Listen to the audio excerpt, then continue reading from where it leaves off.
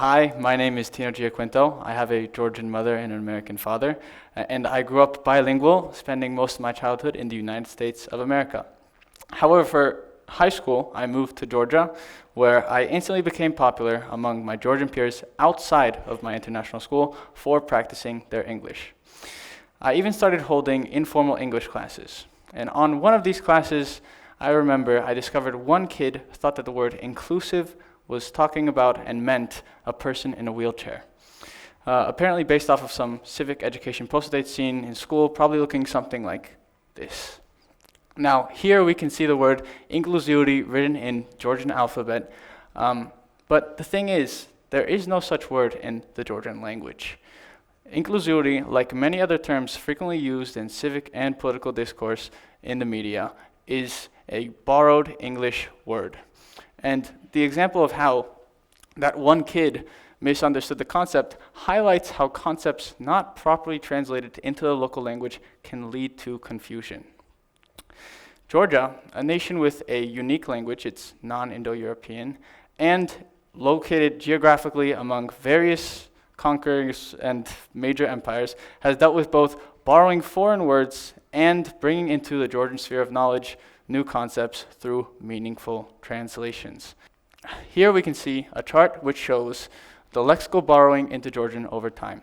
On the vertical axis, we can see the percent of foreign words that came into the Georgian vocabulary, and on the horizontal axis, we can see the amount of time in years that it took for this to occur. The slopes show the rate of influx over time. We can see Arabic in blue, Persian in green, Turkish in yellow, Russian in purple, and finally English in red. And as we can see with English, it's an almost vertical line indicating a very high pace of lexical borrowing over a very short period of time. And as linguists say, it should take around 2 to 3 generations or 75 to 100 years for a language to naturally absorb foreign words, and that anything too fast can lead to comprehension gaps among the populations.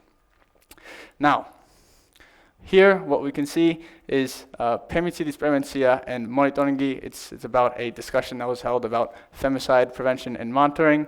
And the ironic thing is that the only Georgian word from the Georgian version is da, which translates to and. And this kind of reflects how, because the discussions are held using English loanwords, that it's understandable to the meeting participants and that the media also repeats these same words. But at the end, we have it where these elderly and rural populations are left out from civic discourse. And this is a very big problem. Another example here, we have a poster for conflict-sensitive reporting for young journalists. That's how it is in English, but in Georgian it reads "Conflict-sensitivity gashukeba axalgazda jurnalistebistvis." Now, not only are conflict-sensitivity not Georgian words, but the entire construct of this poster is completely copied from English.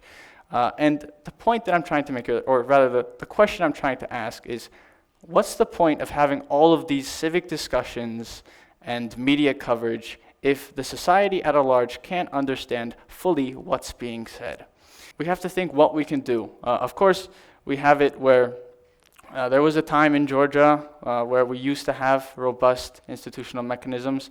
The Georgian State Language Department had it where they created a technical dictionary to control and observe the inflow of foreign words. But now, unfortunately, we no longer have it where those types of institutional mechanisms are carried out anymore. But we also have other parallels, like in Latvia, where they have state language institutions that use and promote and popularize Latvian terms instead of using those English loanwords.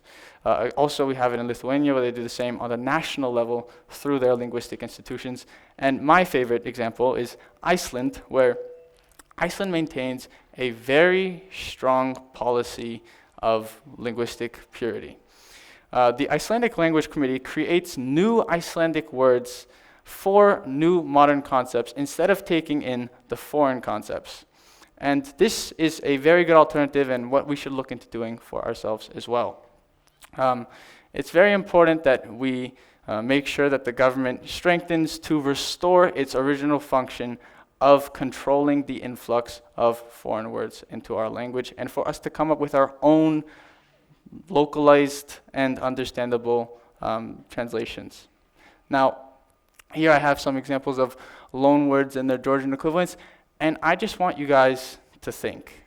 Imagine in 10 years' time when our children will be hearing us talking and we say something like, Scrolau, ara, achali Jimmy gaixnada, magis lokatia dauserche. To translate it, it's talking about like, are you scrolling? No. A new gym opened and I searched its location.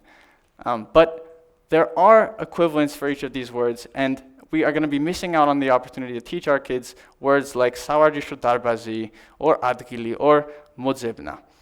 And that's very important for the people so that we not only have it where these rural and elderly populations are not left out, but so that the society as a whole is able to actually participate in these civic discourses. When we have it where these foreign words come into the language, some groups, some populist groups actually take advantage of this and portray these foreign words as markers of foreign influence and donor-driven agendas. And they actually make it so that entities which are actually made to protect them and help them, like progressive ideas and other stuff like that, they are posed as dangers to local and national identity, and that kind of destroys the whole point of what those institutions are made for. So with that, I'd like to finish my presentation, and I'd like to thank you all for your attention, and I'm done.